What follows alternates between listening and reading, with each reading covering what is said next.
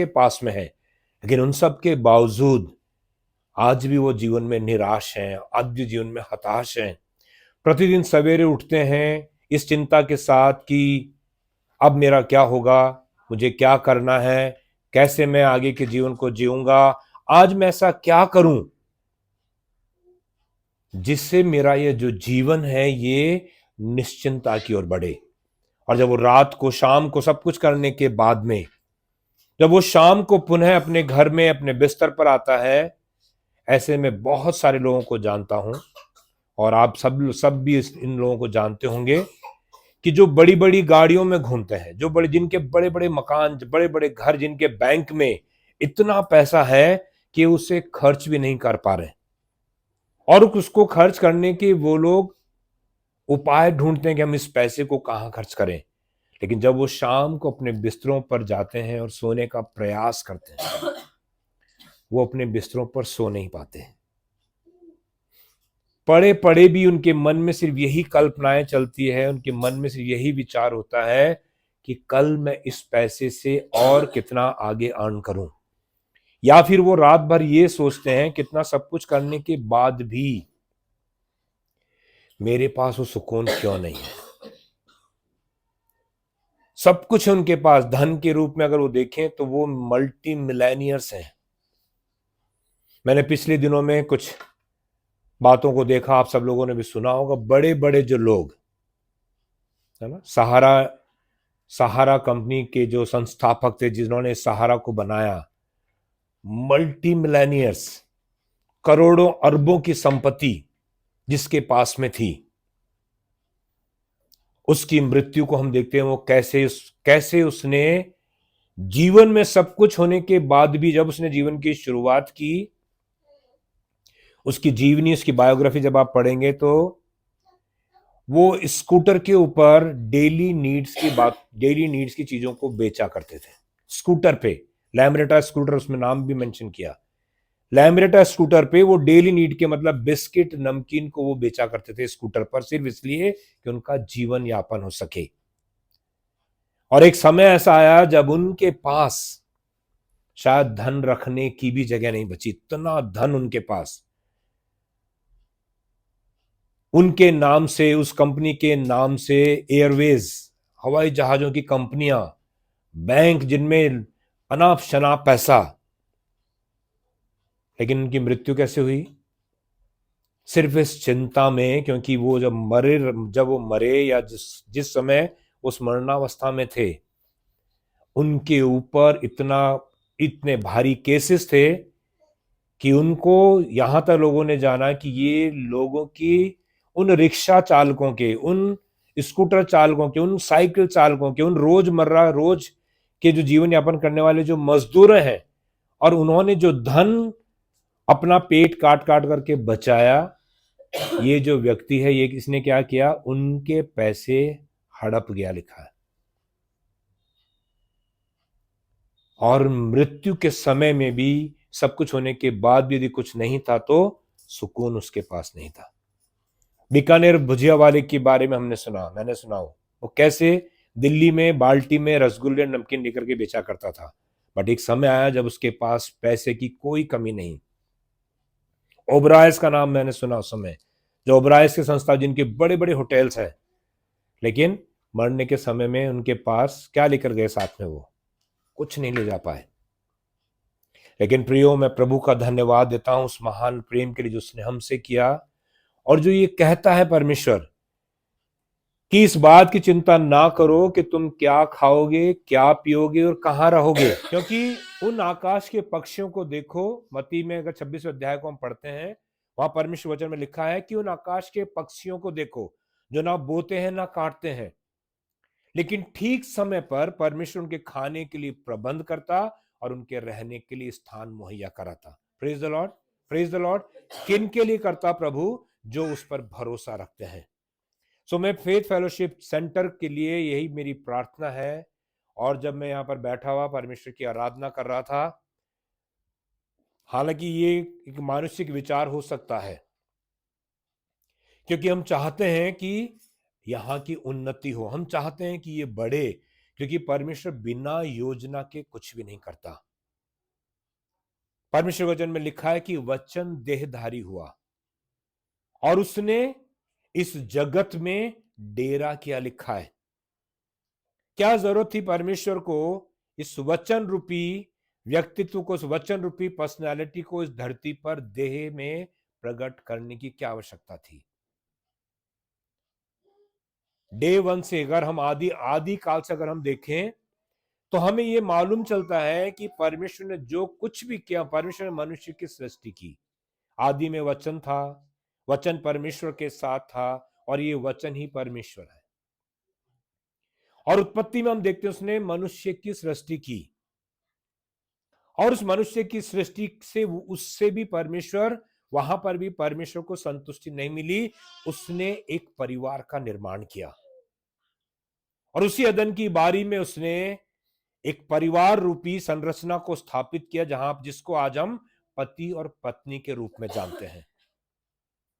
और वचन में लिखा है कि परमेश्वर ने यह तासीर दी कि जो जैसा बोएगा वो वैसा काटेगा, है ना। गेहूं बोते हैं तो गेहूं उगता है, मटर बोएंगे तो मटर उगेगा, आम बोएंगे तो आम उगेगा, है ना। अभी बोनी ने यहां पर पैशन फ्रूट बोए तो उसमें से क्या निकल रहा है? उसमें से पैशन फ्रूट निकल रहा है। ऐसे ही परमेश्वर ने मनुष्य की संरचना की और उस संरचना में हम आदि में हम देखते हैं उत्पत्ति के पहले अध्याय में कि परमेश्वर ने मनुष्य को कैसा बनाया था? अपनी समानता और अपने स्वरूप में बनाया। तो क्या लगता हमको, इस संसार की जब संरचना प्रभु ने की, इस संसार को जब प्रभु ने बनाया, अदन की बारी को जब प्रभु ने बनाया, तो प्रभु ने क्या सोच करके बनाया होगा? क्या लगता, कभी विचार किया हमने कि किस प्रकार से उसने, क्या सोच करके उसने मनुष्य ने संसार की सृष्टि की? क्या परमेश्वर के पास रहने के स्थान कम थे? हमको लगता है कि यहां पर जो अलग अलग जगहों पर हम देख रहे हैं, बड़ी बड़ी चर्च बिल्डिंग्स बन रही हैं, बड़े बड़े भवन बना रहे हैं, बड़ी बड़ी संस्थाओं का निर्माण हो रहा है। और अभी तो क्या कर रहे हैं, अभी दूसरी, है ना, क्रिश्चियंस लोग क्या कर रहे हैं? चर्च बना रहे हैं। और हिंदू लोग क्या कर रहे हैं? मंदिर बना रहे हैं। मुस्लिम्स मस्जिदें बना रहे हैं, सिख गुरुद्वारे बना रहे हैं, जैन टेम्पल्स बना रहे हैं। हर कोई इस उधेड़बुन में लगा हुआ है कि वो परमेश्वर को इस स्थान के द्वारा प्रकट करे। लेकिन अभी मंदिर बन रहा है अयोध्या में इतना बड़ा, कुछ दिनों में उसका वो लोग क्या क्या करने वाले, हम सब इस बातों को जानते हैं। सो हमारा विषय ये नहीं है। लेकिन मैं जो कहना चाह रहा हूं, इस फेथ फेलोशिप सेंटर की उत्पत्ति या फेथ फेलोशिप सेंटर को परमेश्वर ने इस उज्जैन शहर में, जहां पर अनेक और चर्चेज हैं, फिर भी यहां पर उसने, परमेश्वर ने इसको क्यों स्थापित किया? प्रभु का धन्यवाद हो इस नाम के लिए जिसका नाम है फेथ फेलोशिप सेंटर। हम इसको बड़े चर्च के रूप में नहीं देख रहे, लेकिन हम क्या देख रहे हैं? इस विश्वास से कि जो नाम आप लोगों ने इस प्रार्थनाओं के द्वारा जो ये नाम रखा है, इसका मतलब है विश्वास की सहभागिता। विश्वास क्या है? क्या है विश्वास? कि परमेश्वर ने मनुष्य की सृष्टि इसलिए की ताकि वो अपनी समांतर, अपने स्वरूप में इस धरती को परमेश्वर के राज्य के रूप में उसको देखे, उसकी स्थापना करे। और इसीलिए परमेश्वर ने अदन की बारी में मनुष्य और स्त्री को बनाया और उनको पति पत्नी का रूप दिया, पति पत्नी का नाम दिया और उनके जीवन में यह तासीर दी, क्योंकि परमेश्वर ने अपनी समांतर, अपने स्वरूप में बनाया। इसीलिए प्रभु ने उनको यह तासीर दी कि अब जो कुछ तुमसे उत्पन्न होगा वो कैसा उत्पन्न होगा? जैसा परमेश्वर है, जैसा परमेश्वर है। और इसीलिए परमेश्वर अपने वचन को उसने हमारे मध्य में रखा। प्रभु ने इस वचन के द्वारा उन बातों को बार बार हमें मेमोराइज कराया, हमें इस बात को याद दिलाया कि परमेश्वर किसी भवन, बिल्डिंग, है ना, क्या कहते हैं, मल्टी स्टोरीज बिल्डिंग में, बड़े बड़े स्थानों में नहीं रहता, है ना। पहला कुरिन्थियों के 6 अध्याय से हम अच्छी तरह से जानते हैं कि परमेश्वर ने कहा, क्या तुम नहीं जानते? ये वर्ड मुझे बहुत उत्साहित भी करता है, बहुत एनकरेज करता है, क्या तुम नहीं जानते? परमेश्वर हमें बार बार इस बात को याद दिलाने का क्योंकि जानते हैं परमेश्वर ने हमारी सृष्टि की है और वो हमारी सृष्टि को जानता है। और इसीलिए मनुष्य इस बात को भूलकर अभी क्या कर रहा है, परमेश्वर को बड़ी बड़ी बिल्डिंग्स में, बड़े बड़े ऑर्गेनाइजेशन के रूप में, बड़े बड़े बैनर के रूप में वो परमेश्वर को देखने और जानने की कोशिश कर रहा है। इसीलिए हर कोई क्या चाहता है, हर कोई उस बड़े नाम के पीछे भागना चाहता है। और अगर वो जब किसी बड़े चर्च का मेंबर बन जाता है, जब वो किसी बड़ी ऑर्गेनाइजेशन का हिस्सेदार बन जाता है, हिस्सा बन जाता है, उसको लगता है कि उसने परमेश्वर को पा लिया। और हम धीरे धीरे देखते हैं, हम कल भी बात कर रहे थे, मैं और पास्टर रोनाल्ड, हम लोग यही बात को कर रहे थे कि मनुष्य इन सारी बातों को भुलाकर अभी एक ऑर्गेनाइजेशन के ऊपर फोकस होने के बावजूद उसको लगता है कि मैं यहां पर आकर संतुष्ट हूं, पवित्र हूं और परमेश्वर मुझ में है। इसीलिए और हम धीरे धीरे देखते हैं कि कितनी ही ऑर्गेनाइजेशंस, कितनी ही बिल्डिंगें आज भी खाली पड़ी हुई हैं। मैं यहां बैठे बैठे विचार कर रहा था, अकोला शहर में जब मैं गया, मैंने वहां देखे बहुत सारे चर्च बिल्डिंग्स को मैंने देखा। वहां हर संरचना चर्च के रूप में दिखाई दे रही है। हर एक जो वहां की बिल्डिंग्स हैं, इवन वहां का पुलिस आयुक्त, वहां का जो नगर परिषद, नगर पालिका का वो जो बिल्डिंग है, पुराने समय की, पुराने समय की जब अंग्रेज यहां पर रहा करते थे, उस समय का वो चर्च का प्रारूप है। और मैंने देखा कई चर्चेस ऐसे हैं जो बंद पड़े हुए हैं। कई चर्चेज ऐसे हैं जिसमें साफ सफाई भी नहीं हो रही, वहां लोग नहीं जा रहे, वहां आराधना नहीं हो रही। क्यों नहीं हो रही? क्योंकि परमेश्वर का यह पहला कुरिन्थियों 6:26-27 का जो वाक्य है, जहां पर प्रभु कहता है, क्या तुम नहीं जानते, क्या तुम नहीं जानते, क्या तुम नहीं जानते कि तुम्हारी जो ये देह है, ये देह नहीं वरन परमेश्वर का मंदिर है, और इस देह में परमेश्वर का आत्मा निवास करता है। और प्रभु कहता है कि मैं उन मंदिरों के विषय में नहीं बोल रहा हूं, मैं उन बिल्डिंग के विषय में नहीं बोल रहा हूं। और इसीलिए वो बिल्डिंगें खाली पड़ी हुई है, आराधनाएं बंद पड़ी हुई है, वहां बिल्डिंगें जर्जर हालत में है। और कई स्थान तो ऐसे हैं जहां पर चर्च बिल्डिंग को लोगों ने पब्स और बार में कन्वर्ट कर दिया है। अगर हम फॉरेन कंट्रीज में देखें, वहां कई चर्च बिल्डिंग्स ऐसी हैं जो होटल्स में कन्वर्ट हो गई। कई चर्च बिल्डिंग्स ऐसी है जहां पर पब्स और बार बन गए हैं।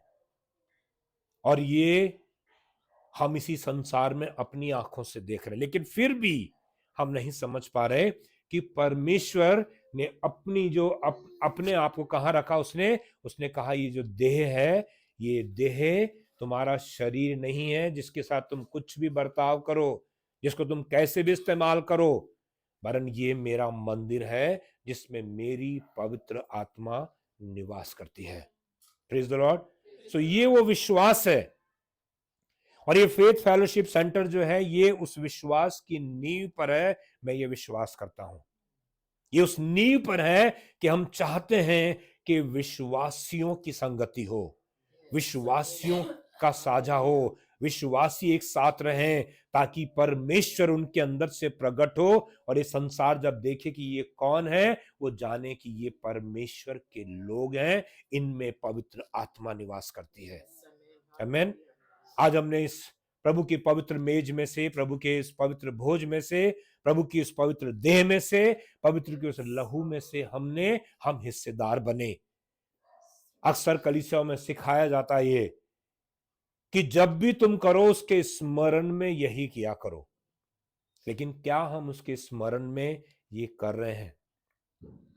क्या हमने इस देह को परमेश्वर की देह के समान इसमें उन तमाम पवित्रताओं को रखा है, या हम इस देह को पवित्र बना के रख रहे हैं? यदि ऐसा नहीं कर रहे हैं तो आज मैं प्रभु से प्रार्थना करता हूं, प्रभु आज हमें वो अनुग्रह दे कि हम इसी विश्वास में बने, क्योंकि प्रभु ने कहा कि मैं इसलिए आया कि तुम जीवन पाओ, और वो भी बहुतायत का जीवन। तो क्या चर्चेस लोगों को जीवन दे रहे हैं?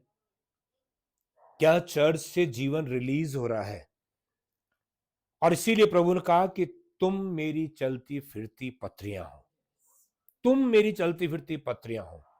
अर्थात ये जो जीवन जल, और प्रभु ने जीवन जल की नदियों के विषय में जब लिखा वचन में कि मैं कहां से फोड़ूंगा जीवन जल के स्रोतों को, कहां से निकालूंगा जीवन जल के स्रोतों को, लिखा हमारे अंदर से।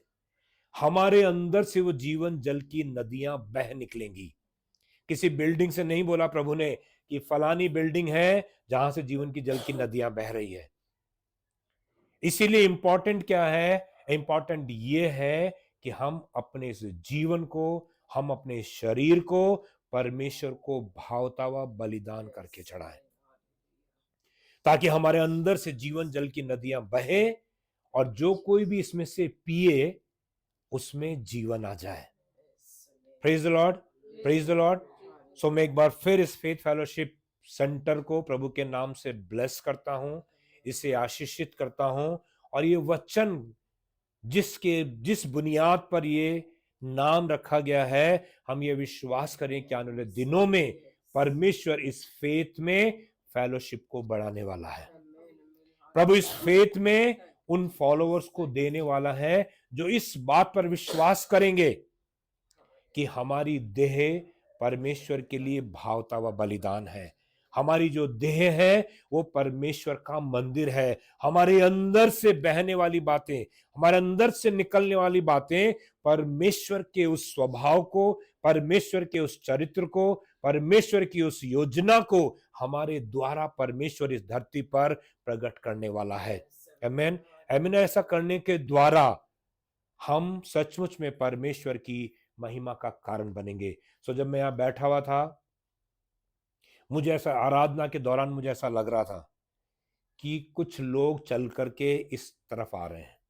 मैंने आत्मा में देखा, और जब हम आराधना कर रहे थे तो हम इन बातों को घोषित कर रहे थे, है ना। पास्टर रोनाल्ड ने जब वो गीत गाया, जब उन्होंने बोला कि हम वो प्रोफेटिक वर्ड को रिलीज कर रहे हैं कि जहां पर आशीषें नहीं है, हम क्या कर रहे हैं, उन आशीषों को बुला रहे हैं और हम कह रहे हैं कि आशीषें यहां पर आ जाओ। हम निराशाओं को आज्ञा दे रहे हैं कि वो लोगों के जीवन से निकल जाए, और इस प्रकार हमने इन बातों को घोषित किया है। और मैं ये विश्वास कर रहा हूं कि वातावरण में वो बातें, जैसे मोबाइल के नेटवर्क से रेस के द्वारा हमारे पास तक लोगों की बातें आती है ना, कोई कनेक्शन नहीं है, कोई वायर नहीं है, लेकिन फिर भी हम जयपुर से बैठे हुए लोगों की बातें, आकोला से बैठे हुए लोगों की बातें, रतलाम से बैठे हुए लोगों की बातें हम आसानी से क्लियर सुनते हैं और क्लियर देख लेते हैं। सो हम ये विश्वास करें, जो कुछ हमने यहां घोषित किया अभी, जिन बातों को हमने यहां से रिलीज किया है, वो बातें जा रही है लोगों के जीवन में। लोगों की हताशाएं दूर हो रही है। जिसने भी आज सुना, जहां जहां भी लोगों के मन में ये भावना आई, जिसको भी ये पता है, परमेश्वर अनुग्रह करे कि इस फेथ फेलोशिप सेंटर के द्वारा इस शहर में ही नहीं, वरन बाकी और स्थानों में परमेश्वर अपनी महिमा को प्रकट करे। और मीडिया के द्वारा जो कुछ भी आप लोग लाइव स्ट्रीमिंग कर रहे हैं, लोग बाग आपके प्रभु के वचनों को सुन रहे हैं, सो परमेश्वर के नाम की महिमा हो। प्रभु बड़े बड़े कामों को हमारे जीवन के द्वारा प्रकट करे, और एक दिन आए ऐसा जब हम ये कह सकें कि परमेश्वर ने जो हमें दिया है उसको हमने छिपा कर नहीं रखा। प्रभु जब कहे, प्रभु जब हमसे बातचीत करे, क्योंकि परमेश्वर ने हमें कुछ दिया है देने के लिए, हमें दिया रखने के लिए नहीं है। क्यों दिया? परमेश्वर ने हमको देने के लिए दिया। सो वो तोड़े जो प्रभु ने हमको दिए, 5, 3, 2, 1, जो भी तोड़े प्रभु ने हमको दिए हैं, हम ये विश्वास करें कि हम उनको गाड़ के नहीं रख रहे। हम ये विश्वास नहीं कर रहे कि बैंक में जमा करा देंगे सो ब्याज के रूप में वो पैसा बढ़ जाएगा। हम एक बीज के समान हम उसको बो रहे हैं, और हम आने वाले दिनों में ये विश्वास करेंगे कि परमेश्वर उस बीज को अंकुरित करेगा, उसे पौधा बनाएगा, उसे पेड़ बनाएगा, उसे फलदायी वृक्ष के समान स्थापित करेगा, और वो फलों से लदा हुआ होगा। सो फेथ फेलोशिप सेंटर फलों से लदी हुई वो फलों से लदा हुआ वो वृक्ष है जहां पर लोग आकर सुकून और शांति के फल को प्राप्त करेंगे। आमीन, आमीन। सो मैं प्रभु को धन्यवाद देता हूं इस अच्छे समय के लिए, इस अवसर के लिए जो फेथ फेलोशिप सेंटर ने मुझे दिया, और एक वचन को पढ़कर मैं अपने शब्दों को विराम देना चाहता हूं। और ये वचन बहुत ही सामर्थी है, जिसने मेरे जीवन को आंदोलित किया, जिसने मेरे जीवन को आशीषित किया, और जो लगातार मेरे जीवन में मुझे बढ़ने में प्रेरणादायक रहा। कोई भी सिचुएशन आती है, कोई भी ऐसी बात आती है, कभी भी कुछ भी ऐसा होता है, तो मेरे को परमेश्वर अनुग्रह देता है कि मैं इसी वचन को स्मरण करता, और ये वचन ही है जो परमेश्वर हमारे जीवन में प्रकट करता है। इसके द्वारा परमेश्वर अपनी सामर्थ को, परमेश्वर अपने प्रेम को, और परमेश्वर अपनी योजनाओं को हमारे जीवन में पूरा करता। आज हो सकता है हमारे पास वो सब कुछ नहीं है, हो सकता है कि आज हम जो अपेक्षा कर रहे हैं वो बातें हमारे हाथ में नहीं है, लेकिन ये विश्वास करें, उस सहारा वाले व्यक्ति के रूप में, उस सहारा के संस्थापक के रूप में हमारे पास धन नहीं होगा इतना, उस ओबराय के समान हमारे पास इतनी बड़ी बड़ी बिल्डिंग्स नहीं होंगी, उस बीकानेर वाले संस्थापक के समान हमारे पास भरपूरी हो सकता उतनी नहीं हो, लेकिन जो उनके पास नहीं था वो हमारे पास है, और वह है हमारे इस प्रभु परमेश्वर यीशु मसीह का सामर्थी नाम, जो ये कहता है, मेरे नाम से जो कुछ भी तुम धरती पर बांधोगे वो स्वर्ग में बंध जाएगा, और जो कुछ तुम धरती पर खोलोगे वो स्वर्ग में खुल जाएगा। सो आज इस आराधना के दौरान हमने बहुत सारी बातों को बांधा है और बहुत सारी बातों को रिलीज किया है। आमेन, आमेन। और मैं विश्वास करता हूं यीशु मसीह के नाम से बहुत सारे बंधन हैं जिनको आज हमने तोड़ा है, बहुत सारी बातें जिनको आज हमने बांधा है, कि वो यीशु मसीह के नाम में महिमा के समय में प्रकट हो जाए। आमीन, आमीन, हालेलुया। सो भजन 18 में से कुछ एक बातों को पढ़ देना चाहता हूं मैं, और इन वचनों ने मुझे सामर्थ दी है, और जब जब मैं आवश्यकता में रहा, जब जब मैं जरूरत में रहा, जब जब मुझे लगा कि अब क्या होगा, कैसे होगा, किस तरह से आगे बढ़ा जाएगा, इन लोगों के मध्य में जो बहुत सामर्थी हैं, इन लोगों के मध्य में जो बहुत प्रभावशाली हैं, इन लोगों के मध्य में जिनके पास संसाधनों की कमी नहीं, हम कैसे जिएंगे, हम कैसे करेंगे। तो प्रभु ने एक वचन जो दिया, और इस वचन ने मुझे बहुत उत्साहित किया। ये वचन मैं फेथ फेलोशिप सेंटर के लिए भी बोलना चाहता हूँ, और मैं ये विश्वास करता हूं कि इसके द्वारा हम बड़े बड़े और अद्भुत अद्भुत काम करेंगे, और उन कामों के द्वारा लोग हमारी गवाही को दिया करेंगे। आमीन। लोग हमारे कामों को देख करके, लोग परमेश्वर के महान अनुग्रह को देखकर, प्रभु परमेश्वर की सामर्थ को देखकर लोग हमारे विषय में गवाही देंगे कि ये वो लोग हैं जिनके मध्य में परमेश्वर रहता है ना। सो भजन 18 और उसकी 28वीं आयत है ना, 28वीं आयत से लेकर के मैं 28, 29 और 30 वचन को पढ़ देना चाहता हूं, ताकि परमेश्वर हमारे द्वारा अपनी महिमा को प्रकट करे। हाँ, इसमें लिखा है, हाँ तू ही मेरे दीपक को जलाता है ना। कौन कर रहा है, कौन सामर्थ देगा हमको, कौन है जो हमारे बिहाफ पर काम करेगा। कहता है परमेश्वर का वचन कहता है, और दाऊद भजन करता भी इस प्रकार कहता है कि हाँ तू ही मेरे दीपक को जलाता है, मेरा परमेश्वर यहोवा मेरे अंधियारे को उजियाला कर देता है, क्योंकि तेरी सहायता से मैं सेना पर धावा करता हूं। आमीन, प्रेज द लॉर्ड। किसकी सामर्थ से? तेरी सामर्थ से मैं सेनाओं पर, जिन्हें देखकर हमें लगता है कि कैसे होगा, क्या करेंगे, वो कहता है कि मैं तेरे दीपक को, तेरे दिए को जलाता हूं, और मेरी ही सामर्थ से मैं तुझे अनुग्रह देता, मैं तुझे हियाव देता हूं, मैं तुझे विश्वास देता हूं कि तू मेरी ही सामर्थ से सेनाओं पर धावा करेगा। आमीन। और अपने परमेश्वर की सहायता से शहर पनाह को लांघ जाता हूं। आमीन। अगर कोई भी बातों ने आपको लिमिट किया है, आज किसी भी बात ने यदि आपको आज लिमिट करके रखा हुआ है कि you cannot go beyond this boundary, अगर ऐसी बातें जिन्होंने हमें बाइंड किया, जिन्होंने हमें बांध दिया होगा, जिन्होंने हमारे सामने ऑब्स्टेकल्स खड़े कर दिए होंगे फिजिकली, जो देखने के लिए हमें मजबूर कर दिया होगा कि तुम इसके आगे नहीं जा सकते, तुम इस काम को नहीं कर सकते, तुम ऐसे आगे नहीं बढ़ सकते, तुम इस प्रकार नहीं कर सकते। प्रभु कहता है मैं तेरे दिए को जलाता हूं और मेरी ही सामर्थ्य से तू सेनाओं पर धावा करेगा और मेरी ही सहायता से तू सीमाओं को लांघ जाएगा। So this is the time, ये समय है कि हम सीमाओं को लांघ जाएं, हम उन बाउंड्रीज से, हम उन ऑब्स्टेकल से, हम उन क्या बोलते हैं उसको,